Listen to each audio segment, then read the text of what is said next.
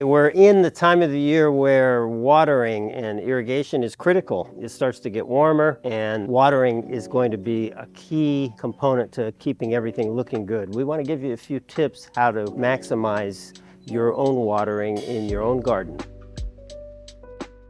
The health of the plants and the health of the lawn is the main thing that you look for in order to determine whether your watering is proper. If you suspect something's wrong with the watering, then you either dig around there with your hand and see if your suspicion is correct, or you can use the soil probe, see if your suspicion is correct. We've got an area here that you can tell isn't as healthy. We can confirm that it's a water issue by using the soil probe.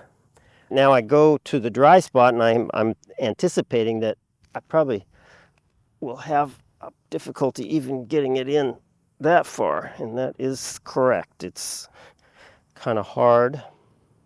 The whole thing is dry, so we confirmed my suspicions. We don't have enough water in these spots, so we can do two things. We can put in nozzles to deliver more water right to these spots, and we can increase the times to try to get water to soak in. In this case, there's hardly any water even there. Then the challenge is, how do you correct it? You don't necessarily want to just water for more minutes, because maybe the plant right next to it has a good amount of water. So one possibility is, if it's dry, you could add an emitter. If it's too wet, you could take away an emitter. That's the time to get creative. Everything that I just said goes for people without automatic irrigation systems. If they see underperformance of plants or lawn, the first thing to look at is how you're applying water. Most of these, look like they're doing well. They're coming along. I'm next to a cistus that looks healthy, and then this cistus looks like it's either on its way out or having some problems. Right now, as I feel in there, it's not terrible, but I can tell that recently it was too wet. It's still a little wetter than I'd like.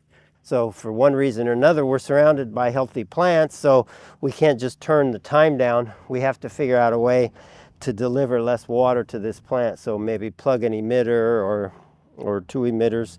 But cistus is one that will show you quickly if it's being overwatered. It'll defoliate, look brown. You could misdiagnose whether it's too much water or not enough water. It's possible in the same garden to have both, and that's just because of uneven applications of water.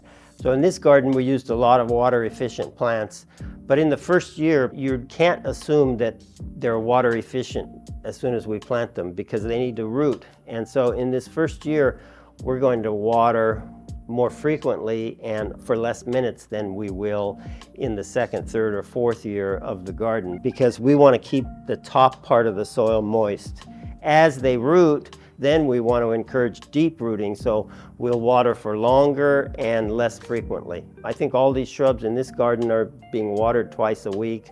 The lawn is being watered right now 3 times a week. It's always frustrating because you can find a spot right next to it that looks great. So we've got a green lawn here. We use the soil probe, and it is moist. It doesn't go down very deep, so this is interesting information that we should probably be watering for longer periods. At the very top it's moist, and that's where it is green, and then as we go down it's not very moist. And since we want to encourage deeper rooting, then we should increase the amount of time we're leaving this on so we can get some deeper water. Soil type is important, and if you have sandy soil like I have at my house, then you have to water more frequently. The deep watering isn't as important because it tends to go right through the soil profile beyond the root zone. So you're doing more frequent watering, not for long periods of time, but you want to water enough to encourage deep rooting still. And if you have heavy clay soil, then you're going to be watering less often. Something that applies water slowly so that we get a gentle soaking in and to deep levels. If we apply the water all at once, it just kind of sits there, and pretty soon the thing's overwatered because we got standing water.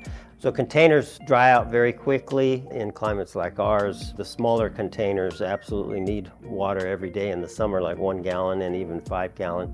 And as you get into bigger containers, you can go every other day or every third day. And usually in containers, you're using a lighter soil mix and you want the water to go through the soil quickly. And because it's leaching through the soil quickly, you need to water frequently. You can go down and feel it, and it is very dry. So we've got an issue here. Either it needs to run longer or something's not working. Mulch is a fantastic way to conserve moisture. Soils don't dry out as quickly if we have, say, an 1.5 to 2 inch layer of mulch over the top. Also protects your soil from all kinds of things, from direct sun, from direct rain. We not only believe in infusing soil with life, but also putting some type of protectant layer of mulch over the top of the soil, and that's an excellent way to cut down on need for watering. So Chip might need a little watering now. We've been in the sun, so he's going to need to be watered himself, and we will do it efficiently and quickly.